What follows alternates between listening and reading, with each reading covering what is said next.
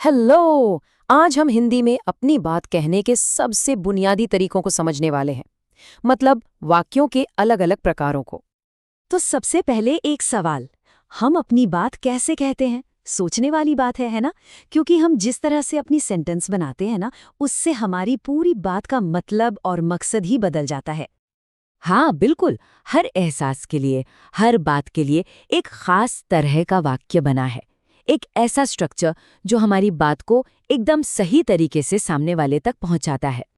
तो फिर इन अलग अलग प्रकारों में जाने से पहले सबसे पहले ये समझते हैं कि आखिर ये वाक्य या सेंटेंस होता क्या है। देखिए, बहुत ही सिंपल है। वाक्य यानी सेंटेंस शब्दों का वो ग्रुप है जिसका कोई पूरा मतलब निकलता हो, कोई पूरी बात समझ में आती हो। यही तो हमारी बातचीत की सबसे छोटी और पूरी यूनिट है।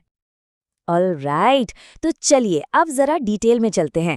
सबसे पहले बात करते हैं सबसे कॉमन टाइप की, विधानवाचक वाक्य। ये वो सेंटेंसेस हैं जो सीधे सीधे कोई फैक्ट या जानकारी देते हैं।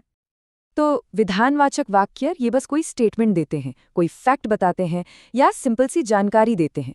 हमारी रोज की बातचीत में सबसे ज्यादा यही इस्तेमाल होते हैं। और हाँ, ये हमेशा एक फुल स्टॉप यानी पूर्ण विराम पर खत्म होते हैं। जैसे कुछ एग्जाम्पल्स देखते हैं।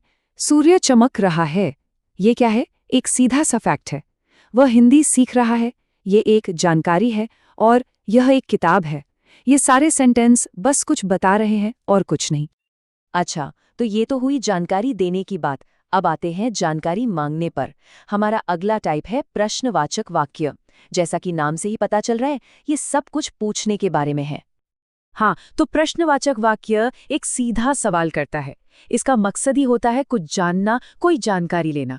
और इसकी सबसे बड़ी पहचान, ये हमेशा एक क्वेश्चन मार्क मतलब प्रश्न चिन्ह पर खत्म होता है। जैसे कि ये रोज के सवाल, आपका नाम क्या है, क्या आप ठीक हैं, हम कहाँ जा रहे हैं, इन सब का एक ही मकसद है, कुछ जानना। चलिए अब आगे बढ़ते हैं हमारे तीसरे टाइप पर, आज्ञावाचक वाक्य। इनका काम होता है कोई कमांड देना या फिर कोई रिक्वेस्ट करना। तो मतलब ये वो सेंटेंस हैं जिनसे हम किसी और को कुछ करने के लिए कहते हैं।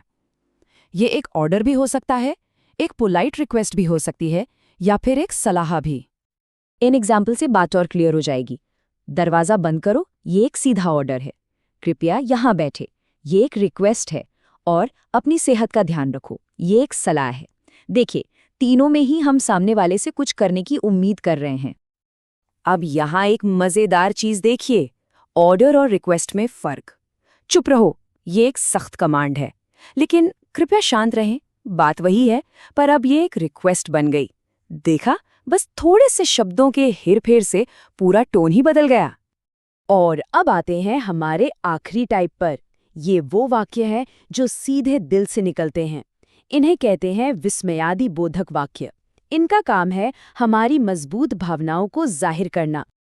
तो जब भी कोई बहुत स्ट्रॉन्ग या अचानक वाली फीलिंग हो, जैसे हैरानी, बहुत ज्यादा खुशी या दुख, उसे बताने के लिए हम इन वाक्यों का इस्तेमाल करते हैं। और इनकी पहचान है एक्सक्लेमेशन मार्क यानी विस्मयादि बोधक चिन्ह, जो हमेशा इनके आखिर में लगता है। जैसे कि वाह, कितना सुंदर है, इसमें हैरानी और तारीफ है। हम मैच जीत गए, ये तो प्योर एक्साइटमेंट है, खुशी है। और ओह, ये बहुत दुखद है, इसमें दुख है। ये सारे सेंटेंस इमोशन की इंटेंसिटी को दिखाते हैं। तो ये थे वो 4 मेन टाइप्स। चलिए अब फटाफट से इन सबको एक साथ रखकर एक छोटा सा रिकैप करते हैं, ताकि सब कुछ एकदम क्रिस्टल क्लियर हो जाए। ये टेबल देखिए, इसमें सब कुछ कितना बढ़िया तरीके से समझाया गया है। विधानवाचक, जानकारी देने के लिए, जैसे आज मौसम अच्छा है। प्रश्नवाचक, सवाल पूछने के लिए, जैसे आप कैसे हैं। आज्ञावाचक, ऑर्डर या रिक्वेस्ट के लिए, जैसे कृपया मेरी मदद करो। और आखिर में विस्मयादि बोधक, इमोशन जाहिर करने के लिए, जैसे क्या शानदार विचार है। सिंपल है, हर टाइप का अपना एक खास काम है। तो अब जब हम ये सब समझ गए हैं, तो एक सवाल, अपनी रोज की बातचीत में इन वाक्यों को कैसे पहचानें? अगली बार जब किसी से बात करें या कुछ पढ़ें, तो जरा ध्यान दीजिएगा कि लोग अपनी बात कहने के लिए किस तरह के वाक्यों का इस्तेमाल कर रहे हैं। ये काफी दिलचस्प होगा।